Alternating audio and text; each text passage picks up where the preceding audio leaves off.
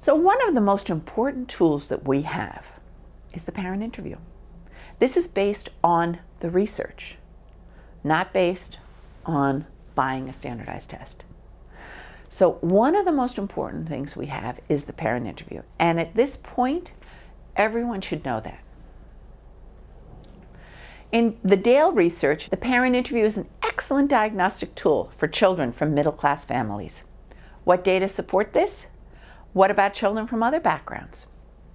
Excellent diagnostic tool, says Dale, looking at middle-class families. Then the Restrepo work in 1998 says, in summary, parent interviewing and language sampling procedures as used in this study currently appear to be the clinician's best tool for identification of Spanish-speaking language-impaired children. Now, what's interesting about this study, the Restrepo study, it was a fantastic study, and if you have only time to read one study, try that one. But what Restrepo did is she only had kids who spoke Spanish, monolingual Spanish speakers. So they could look at language sampling procedures, meaning mean length of utterance and mean length of T unit, which is a independent sentence, a sentence, essentially, and number of errors per T unit. She could look at those two things with a monolingual Spanish speaker. In fact, in New York, when you have a child who's exposed to more than one language, that falls by the wayside. So, but the parent interview part is incredibly important from the Restrepo work. If you do have a monolingual Spanish speaker who's exposed to a dialect of Spanish from Mexico, then you would apply immediately the Restrepo work. So the primary caregiver, I call the parent interview, but it's more important to say the primary caregiver, provides critical information on the child's communication across contexts and with different partners.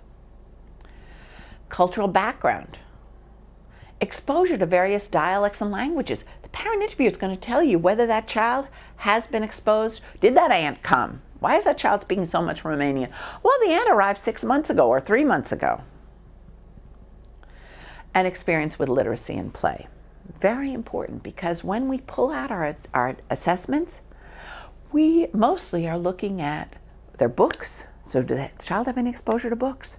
One of my most astonishing days when I worked at one of the preschools, this boy who was his language was excellent, monolingual Spanish speaker, getting monolingual English, monolingual Spanish speech pathology, and he was in a 4410 preschool. Very, very bright boy. I don't know why he was there, except for a problem with the evaluation process. We're like, let's just get him out. You know, this is crazy. So his speech pathologist and I were talking about how to gather the data. And he said, let's just give him the PLS Spanish. It was the PLS3 Spanish, so the speech pathologist pulled out the PLS3, which just looks like any other evaluation material, which is a book with spiral-bound book with pictures on it. And the kid had no experience getting meaning or being interested in pictures. And so we showed the child did terribly on the PLS. Why? Because you have to have someone who understands what books are and the meaning in books and what pictures have to say in order to do well on our test. And I remember it was shocking to me. We did get the child out of the IEP process because he was one of the brightest kids you could imagine. But he obviously had been misidentified by the whole group of evaluators who'd seen him.